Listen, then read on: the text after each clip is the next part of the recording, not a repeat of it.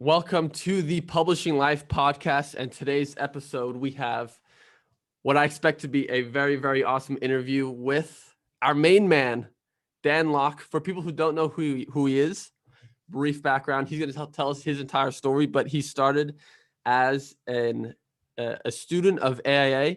He is one of the quickest students to go from $0 to $10,000 per month. And for the last 4 or 5 months or so, he has been a coach here at AIA, helping our students get results, and has been doing a freaking incredible job at that. So what's up, Dan? How you doing? Hey, man. How's it going? Hey, guys. Good to be here. Hell yeah. Good to have you. Good to have you. Thank you. I just want to hear your entire story. I know it briefly, but I want to get into the details of it. I want to hear what everything was like before getting into publishing, but really want to focus on what it was like going from $0 to $10,000 per month. You did that in 6 months, 7 months? Yeah, 6 months. Yeah. Arguably 6 months and a week or something. I don't know. I think I bought the course on May the 19th. May 19th. I didn't start it until like the end of May. Yeah. So like near as damn it. So I think 6 months going from 0 to 10K is the fastest realistic expectation for someone who goes super, super hard and commits everything to it. Yeah. And that's what you did, right? Yeah. I mean, there are ways I could have probably done it quicker. There's a few mistakes I made along the way for sure. Right. And obviously in that is a lot of value in lessons, and we can share that. But yeah, I think that's, if you've got the time available to you and you can commit that time and your resources, you could do it in 6 months. I know that, all four of us right now, I know we could go 0 to 10K quicker because we have the information, but oh yeah, right. I mean, if I was to do it again, I could do it in about 4 months, right? Yeah. But yeah, that learning curve is why of course. Yeah, 6 absolutely. months, which, some people say, oh my God, it's going to take 6 months. Get over it. Come on, I don't think I need to explain why that's the silliest mindset ever. And it's people that think that way that will see. To us, we know why that sounds crazy, but maybe explain quickly why you're out of your mind. There's so many different ways to explain that. Like, okay, so if taking 6 months to get 10K a month to change your life, to reach just stick to the job you're currently doing where you're already earning 10K. And we don't need to talk about it. Oh, you don't have a job that's paying you 10K? So what the hell are you talking about? So yeah, we see that pretty often. We just kind of, we laugh. Yeah, it's crazy. Incredibly unrealistic expectations. But, okay. Before you got into publishing, what was life like? And then I want to hear what inspired you to, I don't know if you were looking for your own business to start, or if it kind of just came about in some way. How did that happen? Well, I was, immediately before I did the course, I was working as a freelancing consultant. I was working in a government department here in the UK, in London. And I was part, the sort of work that we were doing it's called change. So everybody knows that the UK has been, at the time beginning of last year, was getting ready for Brexit. And all the government departments have to change the way they do business to what they did before, to what they do after we left Europe. So there's some big changes going on. And the particular department I was in, there were 15 projects going on to facilitate that change. And I was part of what's called a PMO, which is a project management office. So it's a team of people, most of them much smarter than me. And we facilitated those projects. So we helped organize and put in the governance structure and all this kind of stuff to help those projects achieve their goals. And those goals could be various. I can't say which department I was in or what I was doing, of course, but it was great. It was really great. There's some really smart people there who worked really, really hard, really cared about what they were doing. And I was very lucky to be there. The money was very good because you're obviously working as a consultant, an external contractor. So the work can be very quite short term, but your pay is very high. So that was nice. However, as much as I enjoyed it to start with, over time, I stopped enjoying it. I didn't like it. It wasn't for me. Like there was never a moment where I didn't appreciate the money I was earning and how lucky I was to be there and to be able to earn that kind of money. I'm not that type. I never have been. I never will be. I don't like being in an office. I don't like being in buildings, to be honest. I'd much rather be outside doing something, which of course I'm sure everybody would be. Um, but I also, I don't like working for other people. Hmm. Like I've always been that odd one, you know, and in the past that's been something that's been a problem, but now I recognize it as just, that's the type of individual that I am.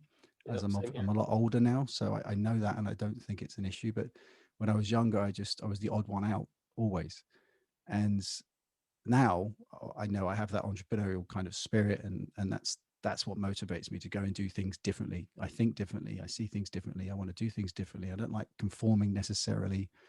And of course, working in government in an office, it's the opposite to that.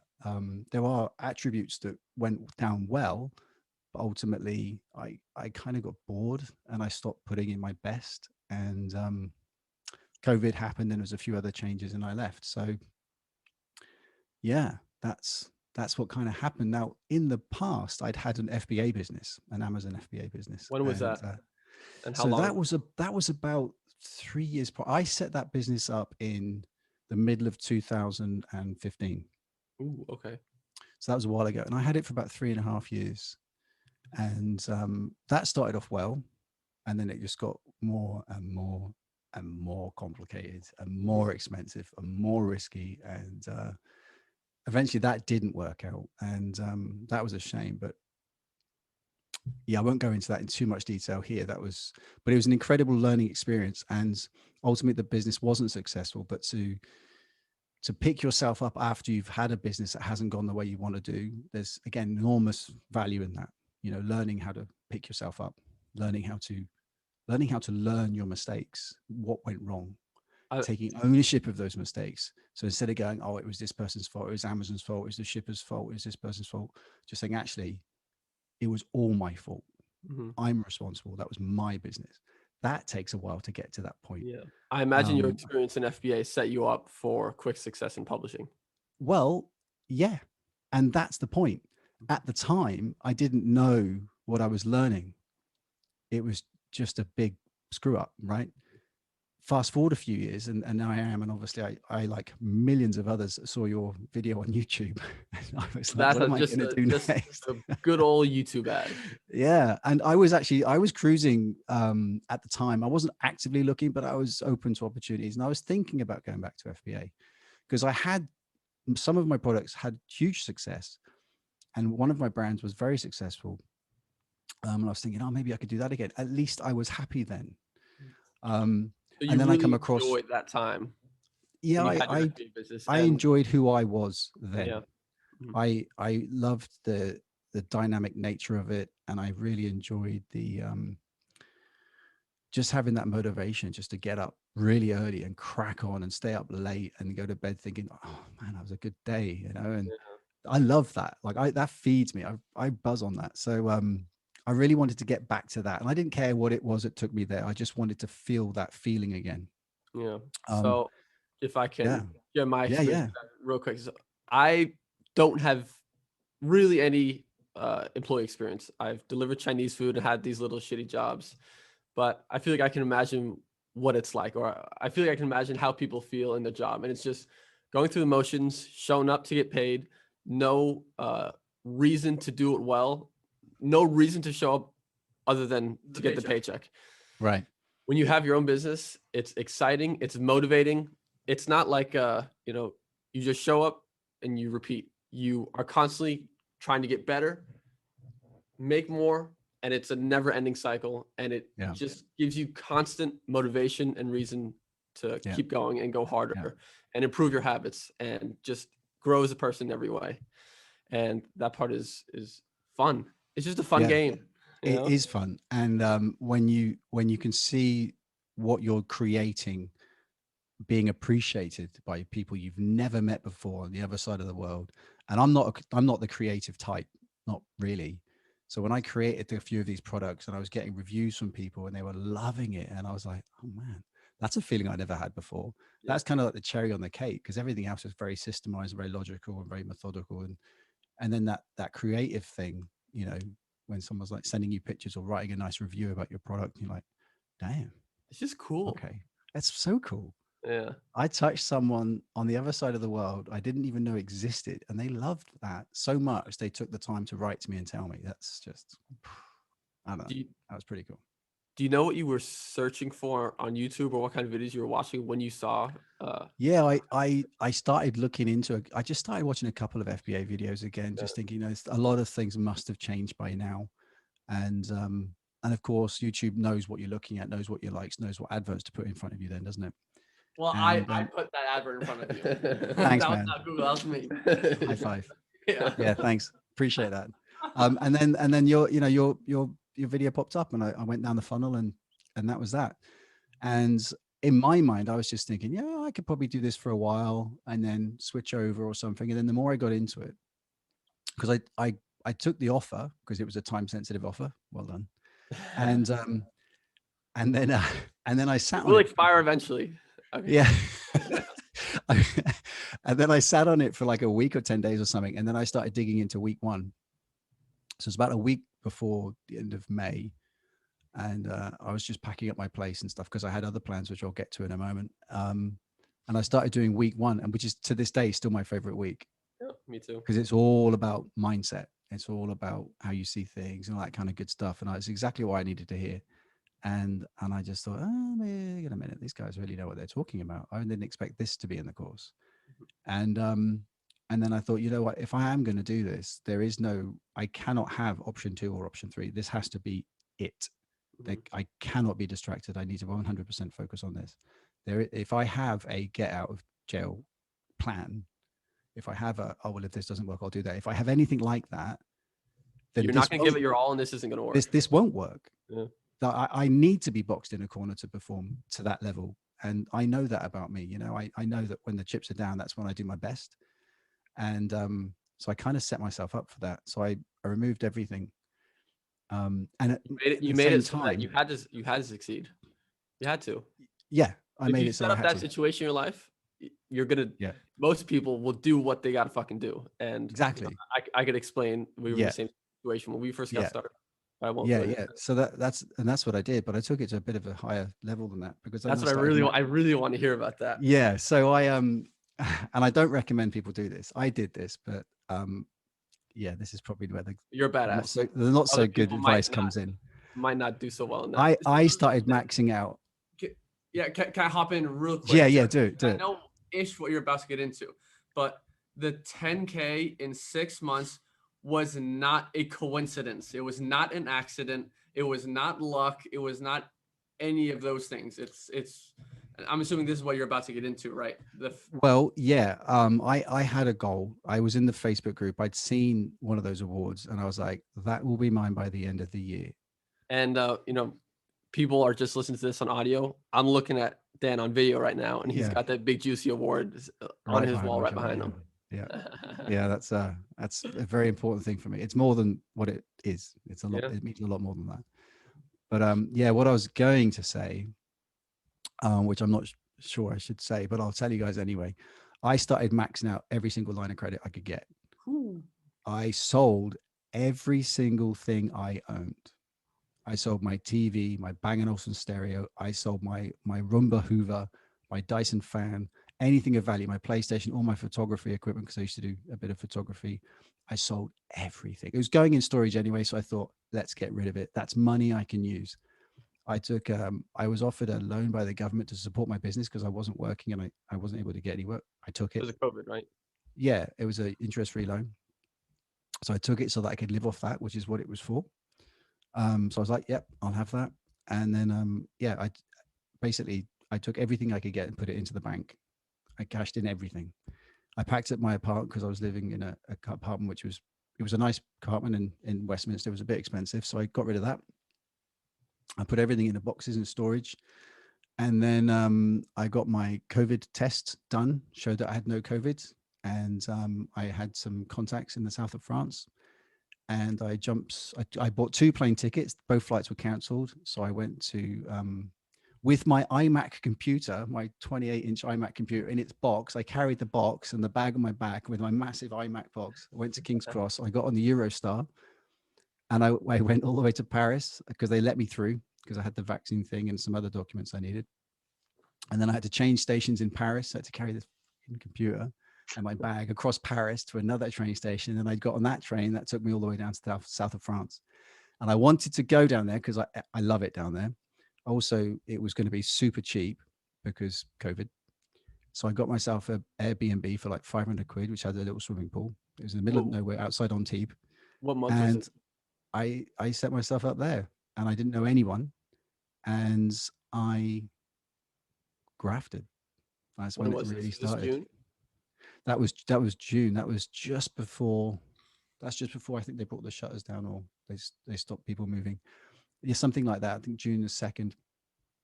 And that's how I got there. And that's what I did. I just put myself in this little place with no distractions apart from the beautiful weather. I could, when I needed a break, I'd go outside, get my TRX and do some press ups and sit ups and burpees and jump in the pool and I go back to work. And that was it. And that was it. That's what I did. I did that for 4 months. That's a incredibly short period of time. Yeah, that was the whole. Like if it summer. takes dedicating yourself and shutting everything else out for 4 months, and then you can achieve life-changing results, that's a pretty fucking good deal. Yeah. And I mean, I let my hair down a few times down there. I mean, I did go out and get pretty hammered on a couple of occasions, and I moved place a few times. But yeah, by end of September, the summer was over down there. But the reason that it was so motivating for me was because every time I looked out the window, I thought it wasn't distracting. It was like, yeah, I could go out right now. The beach is just down the road. I could go and be on that beach right now. But if I work hard right now, I can live here. I could live here. This could be my home. I could, this could be my life, right? Monaco's that way. Cap d'Agde, Nice, Antibes, Cannes, all this place. I love it down there. It could be my home if I get this right. Yeah. I put the hours in. Do you want to live in France? I did at the time. I still kind of do. But you know what? As long as it's hot and there's water, I don't mind. Yeah. So yeah, right. So just a little bit more context with that, right? So I know this, but the people don't. You're a free diver. I'm a free diver. Yeah. So when you were staring out the window, you I don't know this. I don't know this either. Yeah, he's a free diver. Yeah. It's like looking out the window. You're basically looking at the future. Yeah. That you're trying to create for yourself, right? Yeah. So I do have like an idyllic thing in my head that I'd like to achieve one day, and at the time it was just to have a little place in the south of France, a little renovated little place where I could grow my own stuff, feed my own stuff, have my own chickens, have my own rescue donkey and my spear gun, and go out and swim out and catch some fish, come back, chuck them on the barbecue, pick some veg, some fruit, get some local wine, watch the sunset. Like that was my little dream, right? That's sort of simple stuff, but in an amazing place down there. So yeah, I'm a free diver, and being close to the water, being close to the sea is important to me. I need to be able to get out and get in the water. I love the ocean too. Yeah.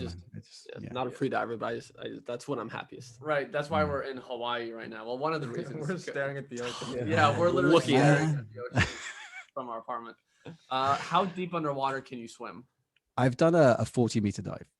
40-meter? Yeah, which to be honest, in the world that I was gonna say the world that I swim in the world of free diving, it's pretty tame. But yeah. But I mean, for me, that was my deepest dive, and I did that in Bali, actually. Funnily enough, in Amit. Oh, you've been to Bali. So is that with just a mask on, like no? Yeah. Okay. Just a breath hold, yeah. How long can you hold your breath for? I've done a 4-minute breath hold on the surface, lying on the floor, but it's very different when you're underwater. It's very different when you're moving underwater, and it's very different when you're going deeper like that, because there's all sorts of other factors to consider. It gets complicated. A lot of biomechanical stuff going on, a lot of stress. There's lots of things in your head you've got to switch off, and all your thoughts. There's a lot going on there with free diving. A lot about meditation and controlling your mind and controlling your body and relaxing and putting away the fear and just focusing on the moment. And it's a very beautiful thing. I'd recommend it to anybody if they've never done it. Will you take us free diving you completely somewhere in the world? Will you take us free diving and show us some? Hell yes. Place in the world? Hell yes. Hell yes. And the good thing is that when you get good at it and you snorkel for fun, and you're like sort of 3 or 4 meters where all the colors are, where all the fish are, then you can stay down there comfortably for a couple of minutes and really enjoy it. That's when it's cool. Because there's nothing to see at 40 meters. There's zero. There's nothing there. But have you have you had any close calls before with free diving or any like decompression sickness? Just any. I kind of want to hear a little bit of a horror Sure. story. Just a Yeah, quick one. Let's I've keep won. it quick I have because one. we got stuff to talk about. I have but one. no, So Jamie, listen, this ain't no YouTube video. This is a podcast. But it This ain't a is free. long. It ain't a free diving podcast. This is the life. All right, I've got a podcast. quick one. So I was you don't really get decompression sickness because you're not breathing compressed gas at depth. So you're taking down the air from the surface with you and you're coming back up with the same air. So it's fine. I won't go in. There is other things that can happen, but not unless you're doing some extreme competition stuff. Anyway, so I was doing a dive in Bali and I was down at, I think it was about 30 meters or something. And I was coming back up on the line because you go up and down the line when you're training. And there's a long bit of a fishing net or a fishing line, a thick line. It must have drifted across the line. Now, usually when I'm going down and especially when I'm going down, my eyes are closed. I'm very close to sleep as I can get. When I'm coming back up again, I'm sort of pulling myself up the line. My eyes are sort of half open, trying to keep my heart rate nice and calm. And I felt this thing wrap around me. So it drifted across the line that we were going down on, and it kind of wrapped around me. This big net. No, it wasn't a net, but it was a line from a net. So it was like almost invisible. I couldn't see it. It was like it felt like a fishing line, very like thin. very, very thin, very strong. And I felt it wrap around me, and I was like, I can't say that on the podcast, but I thought, oh, Oh no! Say it, please. I was like, oh shit. Yeah. And I've had some situations like that in the past with other careers I've had, and I just thought, oh, this could get real serious, real fast if I don't deal with this perfectly. And there's not a time to freak out or panic or start to move quickly, because the quicker you move, the more muscles you move, the heart rate speeds up, the more oxygen it uses, the quicker you're going to die, right? So you got to stay super, super calm, even though that you're in a really dangerous situation, because I was now wrapped around this line, tied to the line I was on, and it was difficult. If I tried to move, I would have got all caught up. So I tried to slide this thing down my body, but I've got a weight belt on my wetsuit, and I tried to get it over the weight belt and then down my legs, and I've got these big long fins on my feet, and I had to pull my fins through one by one, and it's all snagging, it's tangling, and I am running out of air. Like I do need to go to the surface. So my heart is starting to speed up now, and I can't control that. But I'm trying to stay as calm as I possibly can. And it got snagged on my weight belt. It just got snagged. I couldn't get it off. It was wrapped around one of these weights. I was like, fuck. So I had to try and take the weight belt off, and I dumped the weight belt, let it just slide off of me, which took the line with it. And luckily my feet and my fins popped out the top, and I was able to take myself up to the surface. And I got up to the surface. I was like, oh, fucking hell, that was great. I'm so happy to be here. And my dive buddy who was up there waiting for me was like, hey man, that was a pretty long dive. And I'm like, dude, seriously. Like, what were you doing down there? I have no idea. And I told them, and they're like, no way. And my weights had gone all the way down with this fishing line, but the fishing line got tied to the bottom of the line that we were diving on, and they were still down there. So we had to, we pulled it all up, cut all the line off, and got the weights, and it was, it all turned out fine. We got back to the shore, and I was diving with this school.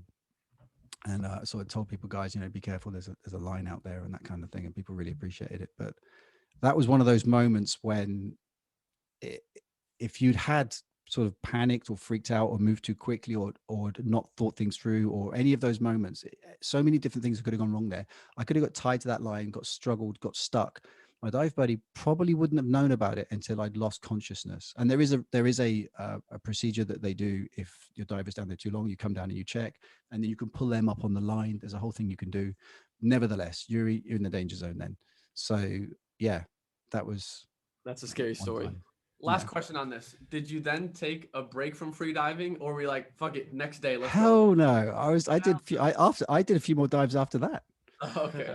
Yeah, I got the weights back and went back down. Okay. All right. Cool. That was a fun story. That was my heart's racing just listening to that. All right, we're gonna switch topics like that. Okay, back to Okay, publishing. go. Let's do it. For your first More reviews on your book. Stop, Christian.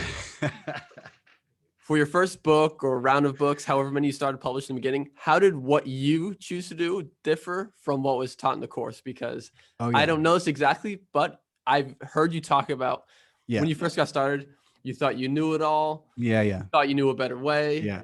Everyone. Yeah. A lot of people think this way. So I want to hear about that. Okay. So I'm 44 now, so I'm a bit older.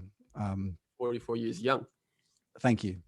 So with that comes a bit of arrogance and a bit maturity mixed with a bit of arrogance and a bit of ego. And we all have it. As you get older, a bit more mature, you're supposed to drop some of that away. What do these 25-year-old idiots know? Right. So They don't know I'm better than thinking, me. well, it's not that I thought you guys didn't know anything, of course, but what I thought was, well, they don't know what I know. Yeah. So bring the two things together. You got something bigger than the sum of its parts. And I thought, well, with all this experience in project management or watching these amazing project managers do what they were doing in government, maybe I could take what they're teaching and maybe sort of multiply it a bit, kind of take it up to another level. And I was used to using some bit of project management organizing software. I thought, right, well, I could have one niche here, stagger them a bit. So rather than doing one niche, doing it really well, I could just do this niche here, releasing a book 1 week, the next week, releasing a book from this niche, the next week, another book from this niche. If I had 5 niches, I'd have a 6-week rotation, and every week I'd have a book coming out. And by the time I got to the 6th week, I could go back to the first, which would have had a 6-week break and do another one there. And I thought, I'll make so much money. I'll make so much It makes money. perfect sense when you say it It out did loud. to someone who doesn't know what they're talking about, right? So so that's what I did. I did this big production run. I started I did the research. I found these amazing niches. I got stuck in sleek like everybody else, but I did it so much. I found some really, really great niches. And so that was it. I mapped out the customer journey. I knew what I was going to do. I won't say too much because we teach that in the course. Go buy the course. Yeah. But I just thought, I can definitely do this. I got these amazing book descriptions done. I did them myself to start with, and then I used Laura's services, and then I've hired the ghostwriters. I put them to work. I had a couple of ghostwriting companies working on it. Did you use Upwork for? I used writers? Upwork. I used Hot Ghostwriters. I used Urban Writers. I used everyone. Yeah. And I got a ton of content created, like really good stuff. And then in August, I launched my first 4 books, one in each niche. Boom, off we go. We're off. Let's do it. Did you So, launch them like one at a time or all 4? Oh, I can't remember exactly, but they were like a week or two of each other, all 4. So I was doing like 700 manual emails from EMZ Discover. Mhm. Like I spent days just clicking, copying, and pasting, send, kicking for days, like long days. I got through just a couple of audiobooks, sat there with a few beers in the sun, just clicking and sending thousands of emails manually. Review grind. It's just monkey work. Just do the same thing over and over. Yeah. And to be honest, at that point, I was really glad of it because I could just relax. The pressure was off a bit. It's done now. Now it's a new phase. I've done the production. Now it's launch. I'm not done launch before. Let's see what this is about. And so I did that. And then the books were out, got a couple off to a pretty good launch. And then I thought, well, I got to get some reviews now. And then things started to change because that's really fucking hard. That's really hard. Getting those reviews is hard work. It's hustle. It's annoying. It's real hustle. It's hustle for down. 1 book. Yeah. It's real hustle for 4 books. Oh, And you've got another 5 or 6 on their way imminently. And then after that, I'm just thinking, how the hell am I going to do this? I would never recommend for someone to publish 4 books at a time. Yeah, it's ridiculous. And this is why. This is why you build an audience so that you can publish 10 books and the same people can leave reviews on all the books. Exactly right. So I went off reservation and I learned the hard way.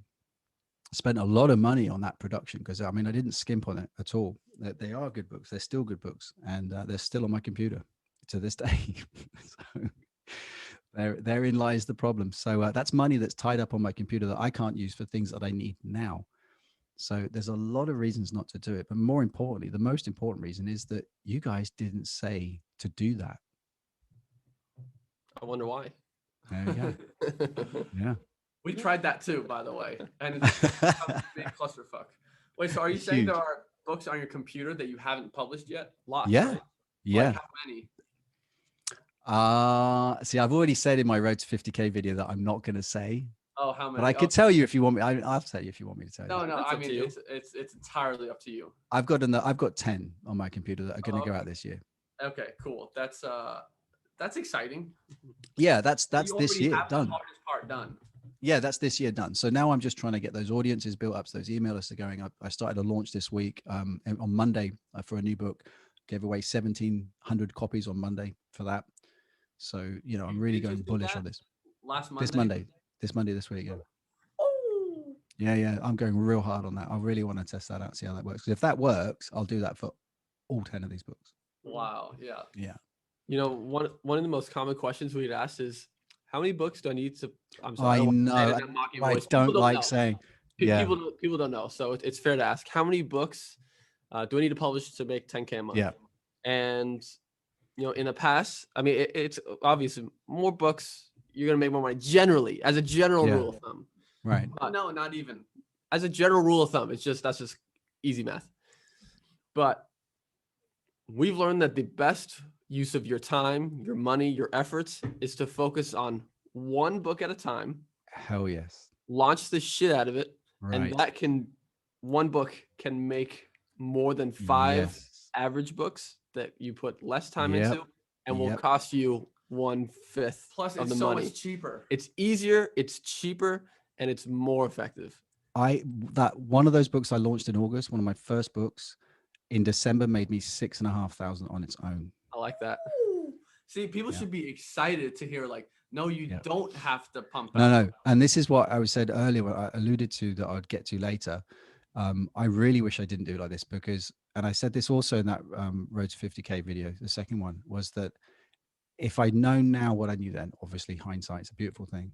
Mhm. But in all seriousness, if I just did what you guys were teaching and used the resources I had available to me to apply to that one thing, I reckon I'd have got the same results. I Yeah. really do think I'd have got the same results with 3 or 4 books. Mhm. I would have had so much more time to spend on them, get so many more reviews for those. And I'm pretty confident that I'd have done the same thing with a lot less effort, a lot less time, a lot less resources. I wouldn't have all this money tied up on my computer right now. But there you go. I say this all the time. I feel like this applies to anyone in any situation for the most part. And that is that you could have someone who's been there, done that, tell you exactly what to do and what not to do. And I could say, yeah, I trust that you know what you're talking about, but I don't really know. I trust you 1,000,000% that what you're saying is true. But- The only way that I can have that level of conviction that you have is by going through it myself and having the mistake. So I agree. And I think there's a psychological thing there going. So you know that people want that validation that they know something or that they've, you know, when you're selling something and people say, will you take an offer? And you'll be like, I haven't told you the price yet. They don't care about the price. They want to know they've done a deal. They want that validation that they've helped negotiate the price down. You can say, but it's only £3. Will you take £2.50 for it? Fine. Shut up. Okay, fine. It's £2.50. And they're like, yes, okay, cool. I'll take it. And you're like, all right. Okay. You've made Okay. 50p, but it's not the 50p.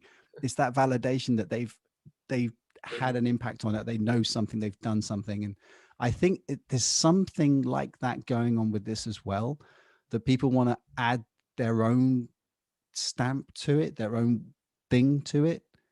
Like they want to, I don't know what the word is I'm looking for. Do you know what I mean? At Yeah. first I didn't, but when you just tied it home right here, I know what you mean now. Yeah. Because I think that's what I wanted to do. I thought I could do this course for these twins, but I still want to take some of my experience and what I've done and apply it and make it my own. It's a very arrogant thing to do, and it held me back, of course, but I'm sure there's something psychological going on there with Yes. most people, because a lot of people on the course are the same. They want to do a twist on it. What about if I just go and copy this off the internet and I can put that on there? And why don't I just do that? Yeah, There's a lot of reasons why you wouldn't do that. But the question is, you're trying to make it your own. You're cutting a lot of corners, but you're also trying to make it your own. What they don't know is that we've tried it. We've published together over 100 books now, trying so many freaking different things. Listen, Yeah. I've tried the sex books. I understand that. I've tried the kids books. I understand the BSRs are great. I've tried it, but there's problems Yeah. with it that they they can't see. So, Right. But yeah, it's just funny. So what I mentioned before is why I always say that expect for your first books to not be smashing successes, and they'll respond with, but that's why I have the course, so that I don't have to make those mistakes. And then I'll say, yeah, if you follow the course, your Yeah. first books will be a success, Yeah. but I know you're not going to, because Yeah. you're going to think there is a better way. And then Yeah. from your experience, you're going to realize that Exactly. there's not a better way. Exactly. That's exactly what I'm trying to say. Yeah. Exactly. Yeah. So that's why personal experience will be any sort of training, no matter how good the Yeah. training is, because you're not going to listen to it without the personal Yeah. experience. But it's sometimes like, you know, when you got a kid and you say, don't touch the iron, it's hot. And they're like, Fuck straight off, away. mate. Fuck off, mate. And you're I'm like, touching I it. said, don't touch it. It's hot. Like, now you know. Okay. Okay, good. You've learned your lesson. Well done. You burned your hand. Yeah, I mean, a lot of people are like, why are the twins telling me that I'm gonna make mistakes? You know, it's like that's what I'm not supposed to make mistakes. I'm paying for this, you know? And it's like Mhm. I think people can relate to this idea a lot better outside of business. Right. So let's say you had Michael Jordan's basketball coach and he was gonna teach you how to play basketball. There's no one in the world, hopefully, that would expect that they would never miss a shot, right? But like for some Right. reason, that's the same That's idea that exactly gets applied to business, and it's just not. Yeah. It's not as easy. That's a to perfect look at analogy, than to actually. see. You'll miss. That's a less perfect shots. analogy. You'll Yeah. miss. Of less course you're going to shots. miss shots. Doesn't matter who your coach is. Mhm. Yeah, but Yeah. I mean, that's a good thing. Right.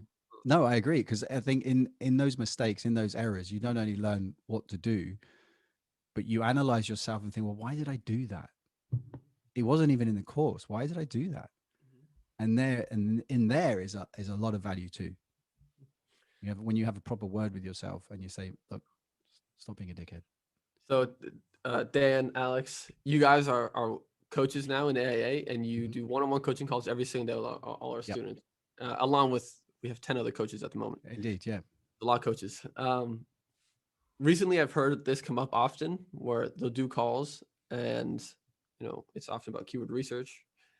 And the coach will say, I don't think you should do this idea. It's not a good, there's no demand for it. There's whatever. Right. And the response will be, thank you for your input, but I'm going to do it anyway because I Yeah. think, and I don't think there's anything you can do to change that. People have to go through it themselves and then they'll And that's realize fine. what was being said is I true. always, in those situations, I just say, as long as you are fully aware, and I'll list the things I need to be aware of.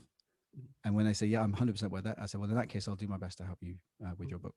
Mhm. If you're aware, if you're That's fully, your eyes are fully open, and it's your business, it's your publishing business. If you want to do this, then you damn well do it, and I'll help you as long as you're aware. And I believe most people can still make good money with those books if everything else is For a short executed period of well, time, but we yeah. still want to set people up for the highest chance. Yes, exactly. Great success. Here's a question that I've always asked myself or been wondering. I think I know the answer. In the entire time that you were in AA as a student, why did you never utilize the one-on-one coaching with Alex?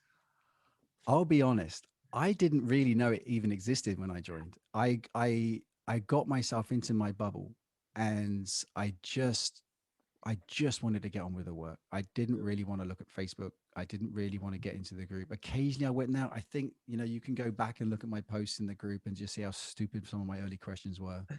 And I realized how dumb they were. As soon as I asked them, I thought, man, I'm not doing that again. It's just embarrassing. And then, yeah, I think there's like 3 or 4 posts over like 5 months.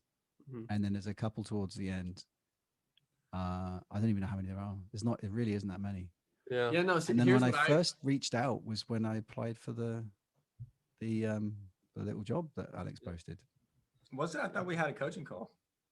Yeah, I think, but I'd already applied for the answering the phone job, and then I followed it up with a coaching call, and my intention was to sell myself on that call for the job I'd already applied to.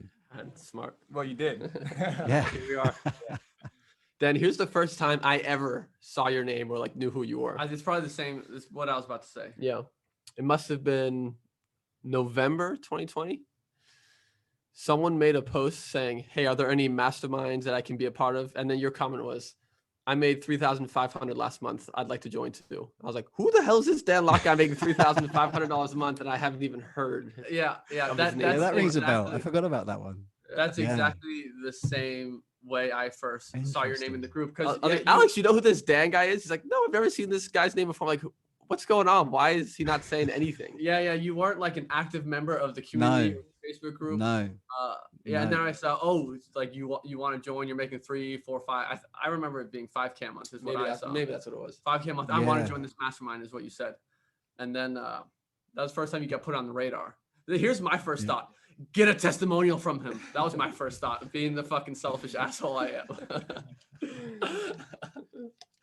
Yeah, I think I remember that now. I forgot all about that. Yeah, I reached out because I monitored the group. Um, I just I was just so fucking busy. I didn't have time to engage with people and chat to people and make friends or any of that stuff. I didn't understand the value of it. I was doing 15 to 17-hour days really, really often. I mean, to be honest, I still do days like that now. So, Not so often, but yeah, no, I do. I do often do that now. So I don't And want that to be an expectation for people because I've never worked 15 hours. And well, maybe it's happened before, but well, that I is, mean, that's not what it takes to we're be not, successful in publishing. this isn't fucking Hawaii, guys, right? We're in the middle of a lockdown here in UK. There is nothing to do. Nothing else Like, to if I'm do. not sat at this desk working, I'll be sat here watching Netflix. Like, what else, right? So, I mean, if I was in Hawaii, I would be working a lot less hours, trust me. Fair enough. But anyway, yeah, you know, I, it means a lot to me to get this, to make this something massive, right? It really is important to me. Can we quickly circle back to what you mentioned about connecting with other people? Yeah. You mentioned like you didn't see the value in it at the time. Do you maybe want to break down I a little bit yeah, like, so how that I changed the value you see now? yeah, 100%. So at that time, the value, my biggest resource was I thought it was money, but my biggest resource was time. I didn't have any time. I didn't have enough time. There wasn't enough hours in the day because, damn it, I needed to sleep. Literally, I really wish I didn't have to sleep. Yeah. And so I didn't have time to get into conversations with people I didn't know, didn't care about, didn't want to chat to, I just saw zero value in that because I was too busy doing things that I knew would generate me results now or next week or next month. And chatting to Joe Nobody on the Facebook group, no disrespect, didn't do anything for me. So there was no way I was going to do that. And not after everything I'd been to up to that point. Why would I start taking time away from the important stuff to chat to people on Facebook? It just didn't make any sense to me at all. When I got into sort of September, October, November, and the money started to come in, and I started to make some money, and I just thought, okay, wow, it's really happening. It's happening fast. I eased off. I started doing less hours. I moved back to the UK, and I moved back to stay with my brother because I didn't have anywhere in the UK to go, and I'd burnt through quite a lot of money. So I had to sleep on his sofa, bless him, and I stayed on his sofa about 3 months. Shout out And to Dan's brother. What's his name? my brother's called Evan, and he's an Evans. absolute fucking legend. Shout out So, Evan. Woo. I really thought that we'd end up killing each other, but actually we got real close, so that was good. So yeah, thanks, Ev. And so I was in between there and my girlfriend at the time, and she was amazing as well. So big shout out to her. But yeah, it was tough. It was really, really hard. And and I'll be honest, when I got into December, I was really, really low. Like November was big, got into December, and I still didn't have any money because it's a 60-day payment window, as you know. So I hadn't really been paid, not properly. And I had to sell, and this is true, I sold my iPhone and I sold my Apple Watch, and they were the last two things I had to sell. I had nothing left to sell. I even put my iMac on eBay, but I just couldn't get a reasonable money for it, and I only had my little MacBook Air left.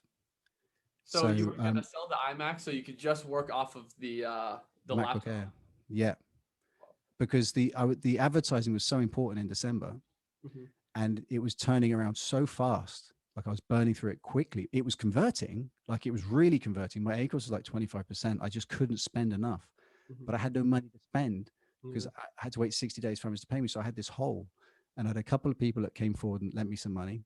I hated asking for it, but they did. So they came through. I asked a lot more people, and they said, "Damn, no, Fuck off, mate."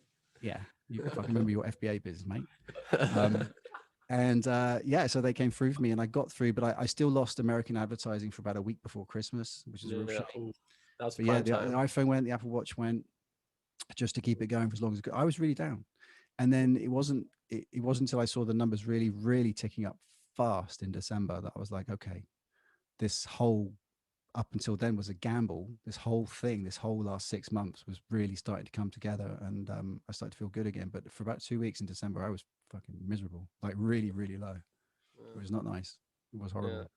Yeah, Wow. the cash flow part, particularly with Amazon advertising, is can cause issues. If It's, do there's you know no in what? first That's the place. one But thing you about the need to spend- KDP system. And it's great because you just need to, the more you spend, the more money you make. So it's like, duh, of course you got to do this. But you also have to have the money on hand in the first place. Yeah, it's a real shame because in FBA, your advertising fees are taken away from your other costs. So everything's deducted and you're paid the difference. And I made the assumption, which I shouldn't have done, I should have checked, but I made the assumption it was the same with KDP, so I didn't budget for it.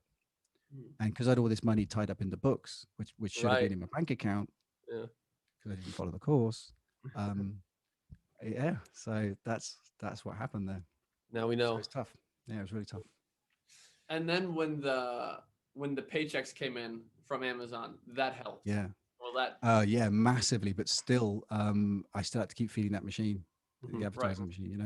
Right. And that took a little while to settle down. I mean, I didn't get December's money until February, which was a couple of months ago. A couple of months ago. Really, it's only been a couple of months that things have started to ease up. Mhm. Actually, in reality, yeah. Yeah, the cash flow part can really be tricky when you have ads that are spending and doing really well. well, Doing really well. and you know Which that's is a good problem to have, sort It- of, because yeah. you want it, but it's still Yeah, tough. you know, at the time, I'm just thinking future Dan's going to be real happy. Yeah. yeah. No, but But also present one of Dan the things is not that- happy about this.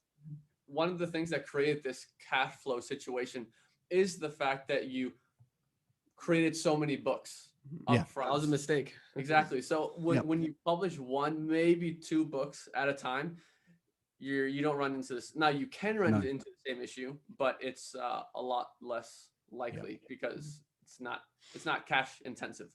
Yep. So And where are you at right now in your publishing business? We have on Well- YouTube the Road to 50K series, which anyone, people need to check that out right now. if they want to check that out, they Yeah, can. so there's two you Road to share about 50K that? videos, and Can you that's share about that? I'll do a shameless plug right now. So that's Can you share that's about? the- Can you share about that? No, but I'm the guy sitting here in the background trying to get words in, and I'm Dan, struggling. share about that. I'm struggling, so I gotta fucking shout it. I got you. I got you. So the Roads 50K is basically how I'm going to document how I get from where I am right now to earning $50,000 in revenue in 1 month by the end of the year. Ambitious goal. It's a huge goal. It's really ambitious. And every month that goes by since I've opened my mouth, I go, oh, did I really screw up by saying this out loud? So I'm in one respect, I'm very confident. In another respect, I'm very, very anxious about it because it's an incredible undertaking. But like I said, when I put myself in a corner, it gets, God, I'm not going to say real. it gets done because if it doesn't, I'm going to look such an idiot. But okay, that's the idea, right? So And don't make us that's the all plan. stupid, please. Yeah, exactly. No No. pressure. No, and there's actually like hundreds of people who are like intently following along. It seems Yeah, like the response your has been road- amazing. It's Your been Road incredible. to 50K episodes are some of the most anticipated content right now Yeah. that people look forward to. Yeah, it's great engagement on there as well. I write back to every single comment. It's really cool. Really, Yeah. really cool. And you know, I hope it gets people to do what we do. I hope people come and join the course because this is real. Like a lot of people are, oh, is this a scam? Is this another one of those? This is real. Yeah. But do not think you're going to come here with the entitlement of earning 10K in 6 months. And if you don't, it's a scam. It doesn't work like that. This is a real business for real people who are really interested in building a real business and are prepared to put in the work that it takes to build a real business. This is not 15 minutes on your laptop, come home in the evening and you've made 300 quid. It doesn't work like that. You've really got to put in the time and the effort and the energy. With But all the, I'm sorry. when you do, you can close your laptop for a week, a month, go away on holiday, come back, and everything's still running. Yep. That is powerful. Two things I want to say. I once did that for 6 months and still got paid every month. That is insane. The multiples of powerful other thing. people's That's full-time income. real freedom. That's freedom. So two things I want to say. One, publishing is true passive income. People will interpret that as, oh, I can just come in, sit on my ass, and get paid passive income. But what that means is you have to build something first. Yes, you do. That will then create passive income. That's Yes, you one. do. People That's need to right. understand that. We try to make Mhm. that as clear as possible. And then two is that of all the online business opportunities out there and ways of making money online, I believe publishing is still the easiest, most doable way for everyone out there. But Yeah. that doesn't mean that it's, push button easy and that it doesn't require commitment and hard work for at least a period of time. I agree. You can put in hard work, create passive income, Yeah. and then live the sit in a beach chair. There's and there's make going money to be without doing people out anything. there that That go, yeah, can but be what created, about? but it takes I time. agree. Yeah, for 100%. There's definitely going to be people out there that go, yeah, but what about this and what about Bitcoin and what?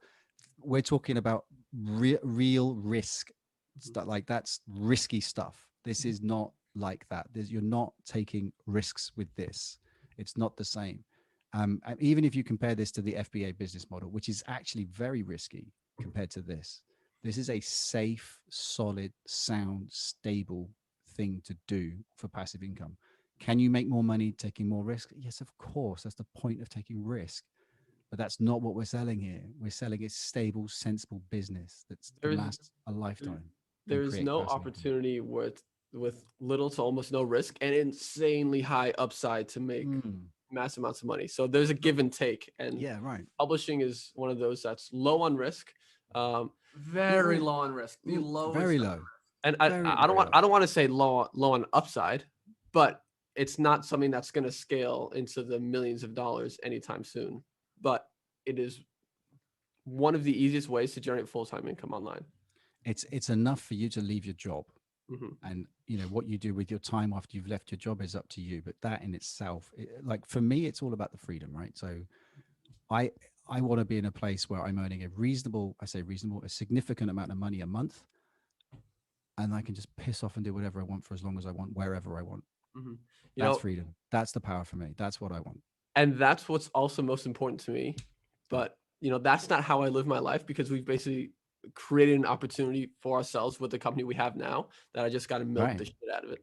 Well, Like a but cow. Mhm. what you do with your freedom you had, is up to you. that was your I haven't input. said anything in like 5 minutes. I needed something. We're having serious conversation, and then you in the background, milk it like a cow. Ooh. Thanks, Christian. Where were we? I have something I want to bring up. Sure. So, Dan, you are, as we said before, you are a coach, and I am. actually, you're the first coach that I hired to sort of expand our coaching team. We talked about this a few times. I think it's time to let Alex talk. Yeah, how's that? Let's jump into this. So, the initial condition, right? That's an idea. Dan, you're fired. I knew something was coming like that. It's an idea that comes from Sam Owens, right? Or at least popularized. No, by him. no. I've heard Sam say that. Yeah. So I'm technically the initial condition, but in regards to the way that the coaching team is now, you would be sort of the next iteration of that. And for anyone that doesn't know what that means, it's basically that initial factor that you add into your business. It's going to determine sort of the future success of that system that you are starting to build. It's going to be the biggest lever Yeah. of that environment. If I can chip in for a way that's easy to understand. A players hire A players, hire A players. If the first hire is a B player, they're going to hire B players who are going to hire C players who are going to, and so it trickles down from there. Yeah, that makes But if perfect you sense. start with the best people possible, they're only going to get the best people involved and hired and so on. Yeah, and it's extremely important. I mean, it goes without saying, but like it's that can make or break your business, right? And without being comparative, I'll just say I'm extremely proud to have you on the team, because I mean it's elevated the business tremendously. But that's just a little bit to tee up what I'm about to ask. So what I want to hear is, how has being a coach in AIA impacted you as a person, and then also your publishing business? Because, we were talking about the road to 50K. And to me, I think being a coach is, if you can get into a position like that, probably the most powerful thing you could do to become the best publisher ever. And it's not, a lot of people are going to hear that and think, oh, you're taking people's keywords or whatever the fuck. That is absolutely not the case. In fact, I should say as well, no one needs your keywords, with all due respect. Like, everyone knows what the keywords are once you've done enough keyword research. Yeah. It's what it is you're learning from other people's mistakes, right? So Yeah. I'm curious to hear, like, what are some mistakes that you've seen you've helped people solve that you no longer have to do? And perhaps how are you taking that moving forward? That was Okay. 4 questions in one. So That's I wouldn't know okay. where to start. I'll answer, and if I forget one, remind me. So I think the easiest one to answer, because it's the one that comes up the most, would be what do I get from the students for my own publishing business? And you're right, of course it's going to be the mistakes, because they're not doing things at the early stage of their publishing business that's going to be that dynamic that we don't already know about it, right? But one of the things that I learn a lot is about mindset, which I alluded to in the first. So my favorite week of the course is the first week, and it's all about mindset. I've even done a video on this on your channel as well about mindset. And it stems from the fact that my mindset was wrong, which we've already talked about as well. And I thought I could do better, right? And a lot of people, a lot of students on the course, they are looking at things in a way that isn't conducive to them having the most success that they could have. And I learned from that, because every single person is different, and every way that this manifests, the way that you see it, is different. And it comes from a different place a lot of the times. Most of the time it comes from a place of fear or concern or anxiety about, is this real? Can I do it? Because they're doing something they've never done before in their whole lives.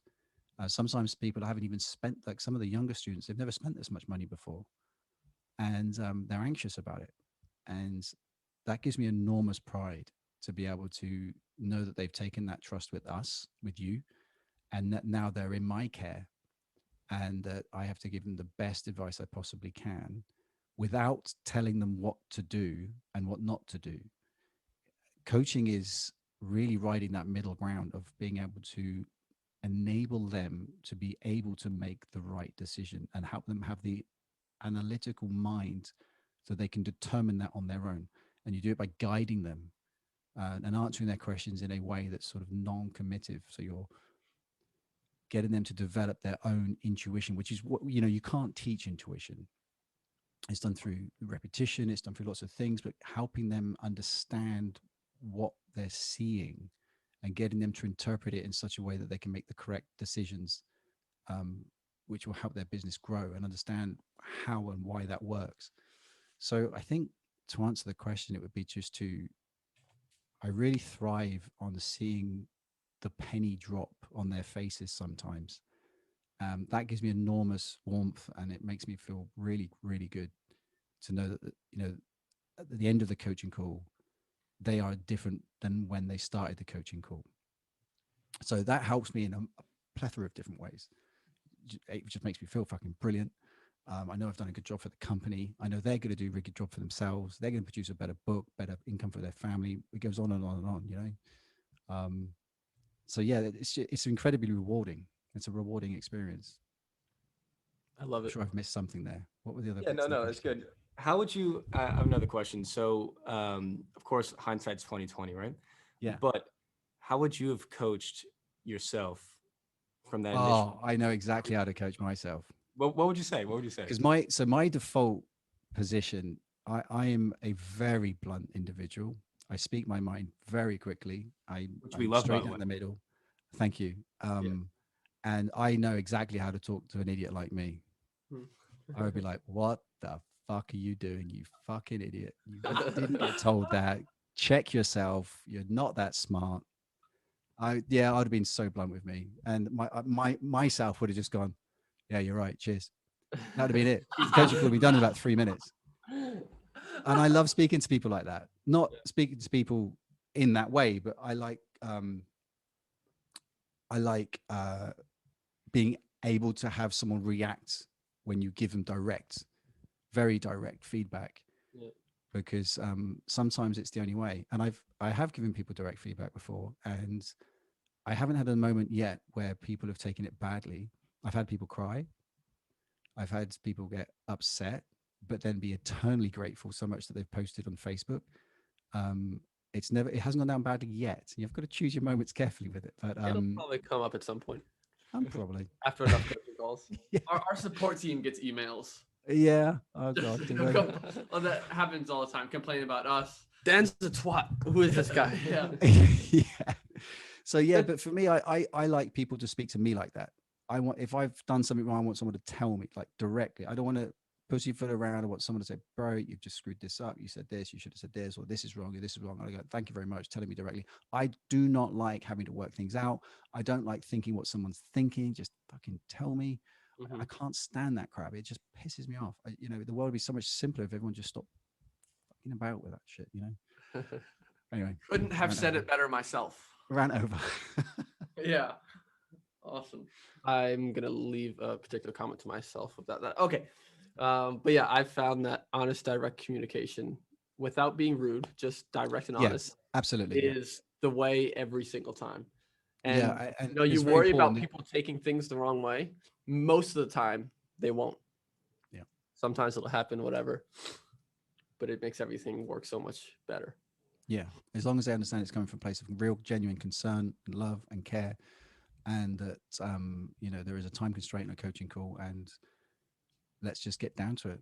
This is what's going on here, and I really try hard not to tell people, certainly not to tell people off, but to tell people what they've done wrong. I try and get them to do it themselves, but sometimes it's like, look, you know damn well what you've done. Mhm. You know it. I know it. Let's just cut the crap. Yep. Tell me what I'm thinking right now. And they're like, you're thinking about this. I'm like, yeah, damn straight I am. What are we gonna do? And it goes, and sometimes you get a little cheeky smile on their face. You're like, yeah, you see. But yeah, it's a very rewarding experience. So I don't know if you guys have any final questions or things you want to talk about. I know I have a final comment that I want to say to Dan before we end, but if you guys have any questions first.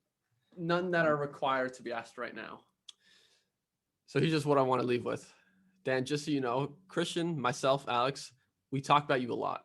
And the things when we're around, and the things we say is, this guy's a beast. He's so talented, and we need this guy with us for the long run, because that's how we're going to achieve the goals that we have as a company. So just, you know, we love you, and we have massive appreciation for having you on the team. And you're a very talented individual. Thank you, guys. It means a lot to me. And you know, I also want to say that that annoying fucking YouTube video I watched back in May has literally changed my life. Literally. Yeah. Wicked. Mm-hmm. Wicked. So thank you for that. That's what we try to do. Oh, you're doing it well. All right. Dan the man, you're the man. Gentlemen, Thank you for cheers. story. This is awesome. Cheers. Cheers. And I guess that's all. Hope you guys enjoy the podcast. Leave a review. Yeah. On whatever platform you're listening to. Yeah, Russ, you suck at this part. I'll take this. Whatever, man. Go on. Thank you for watching to the end. If you enjoyed that, we're going to need you to do a few things. Number one, go leave a review on this podcast because it helps us. Then go over to the YouTube channel, subscribe to the YouTube channel, watch the videos on there because they help you, but they also in some indirect way help us. And I don't know, just YouTube's another good place to consume stuff like this. You think you're so much better at that than me? All right, everyone, here's what's going to happen now. That's Russ is, well, to answer your question, yes, I do. okay. Let's wrap go up and check here. out the Road to 50K videos, guys, the mindset video, like and subscribe. Yeah. Let's end it here. Hope you guys enjoy. See you next time. Cheers, guys.